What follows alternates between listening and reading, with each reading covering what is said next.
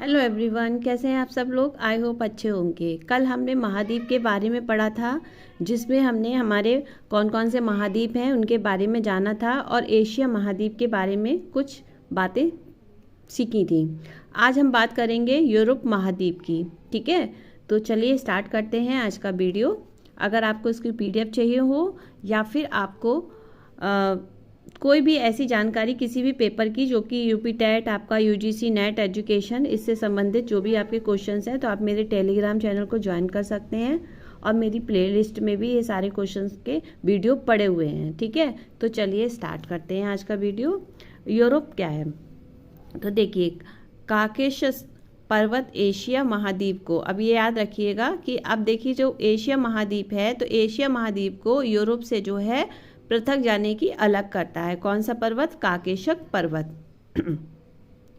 इस महाद्वीप में 46 देश हैं। किसमें? यूरोप में।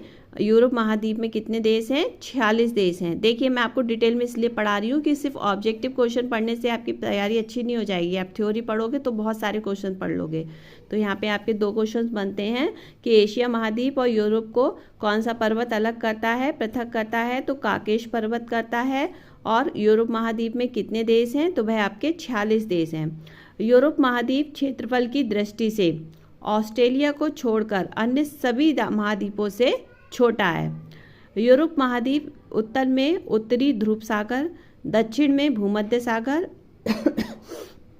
और काला सागर तथा पश्चिम में अंत महासागर से घिरा हुआ है। ठीक है, तो अब यहाँ पर अगर बात करी जाए कि यूरोप महाद्वीप उत्तर में उत्तरी ध्रुव सागर यानी कि 1, भूमध्य सागर 2, काला सागर 3 और कौन सा हो गया? अंध सागर 4। तो ये कितने सागरों से घिरा हुआ है? 4 सागरों से घिरा हुआ है।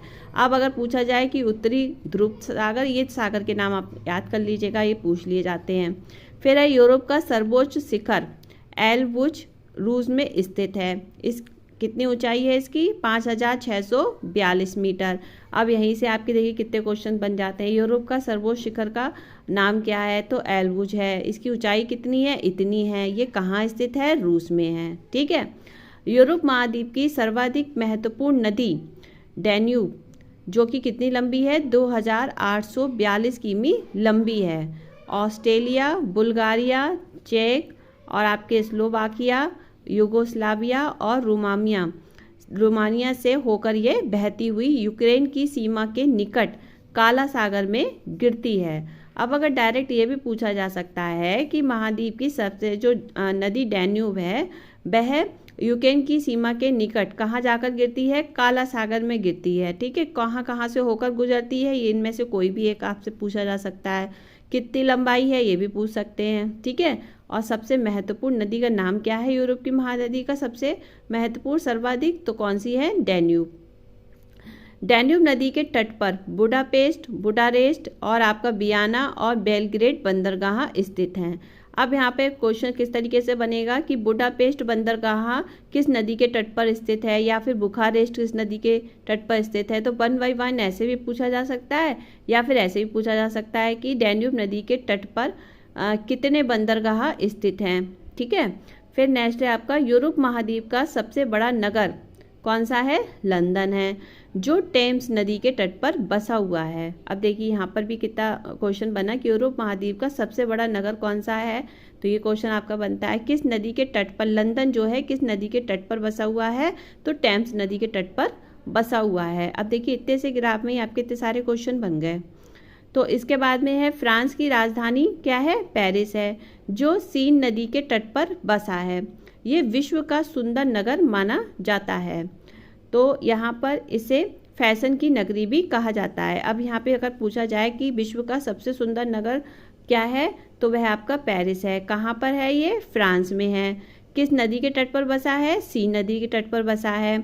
और इसे किस नाम से जाना जाता है, यानी कि फैशन की नगरी किस नगर को जाना जाता है? तो वह आपके पेरिस नगर को जाना जाता है। ठीक है, ऐसे क्वेश्चन बना बना के आप लोग याद करिएगा।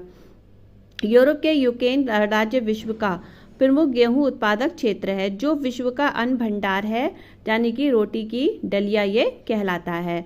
अब यहाँ पर ये भी पूछा जाता है कि रोटी की डलिया, ठीक है, किसे कहा जाता है, या फिर विश्व का अन्न भंडार कहाँ है? तो इटली विश्व का सर्वाधिक अंगूर व जैतून उत्पादक देश है। अब पूछा जाए कि सबसे ज़्यादा अंगूर कहाँ होते हैं, तो भाई इटली में होते हैं। ठीक है, जैतून कहाँ उत्पादन होता है इसका, इटली में होता है, विश्व में। ठीक है, फिर है आपका राइन नदी का जलमार्ग यूरोप का सर्वाधिक व्यस्त अंतस्थलीय जलमार्ग है। यूरोप का सबसे महत्वपूर्ण रेल मार्ग कौन सा है, ओरिएंट रेल मार्ग है, जो फ्रांस के पेरिस नगर से आपके टर्की के कुस्तुमनिया नगर के मध्य तक हो जाती है। क्षेत्रफल की दृष्टि से विश्व का आपका सर्वाधिक बड़ा देश क्या है, रूस यूरोप महाद्वीप में स्थित है। शैंपेन शराब विश्व में सबसे अधिक फ्रांस में बनती है। अब देखिए यहाँ पे ये भी पूछ सकते हैं कि विश्व में सबसे अधिक फ्रांस में शैंपेन शराब। ठीक है, फ्रांस सुरा और सुंदरियों का देश भी कहा जाता है। अब पूछा जाए कि भाई कौन सा देश जो है सुरा और सुंदरियों का देश कहा जाता है, तो वह भाई फ्रांस कहा जाता है। यूरोप के अधिकांश देश को 3 ओर से सागरों द्वारा घिरा होने के कारण प्रायद्वीपों का ये महाद्वीप भी कहा जाता है। तो क्वेश्चन ये पूछा जाता है कि प्रायद्वीपों का महाद्वीप किसे कहा जाता है, तो यूरोप को कहा जाता है। ठीक है, अब देखिए ऐसे आप लोगों ने 7 के 7 महाद्वीप याद कर लिए और उनके बारे में नहीं पढ़ा, तो आपकी फिर तैयारी कैसे हो पाएगी। तो चलिए ऐसे है, यूरोप के फिनलैंड को झीलों का देश कहते हैं। झीलों का देश किसे कहा जाता है, ये क्वेश्चन तो आपने कई बार देखा होगा। तो फिनलैंड को कहा जाता है। फिनलैंड कहाँ पर है, यूरोप में है। यूरोप का ब्लैक फॉरेस्ट भ्रंशोत पर्वत है। ठीक है, ये भी क्वेश्चन पूछा गया है। इटली को यूरोप का भारत कहा जाता है, क्योंकि ये भी भारत की तरह कृषि प्रधान देश है और यहाँ हिमालय की तरह क्या है, आल्प्स पर्वत है। यूरोप में जल विद्युत का सर्वाधिक विकास इटली एवं स्वीडन में हुआ है। फ्रांस को वाइन यार्ड और नॉर्वे को फ्योर्ड तटों का देश भी कहा जाता है। इंग्लिश चैनल फ्रांस को यूनाइटेड किंगडम से अलग कर देता है। डोवर जलडमरू मध्य से जाने वाली एक सुरंग जो है यूनाइटेड किंगडम और फ्रांस को जोड़ती है।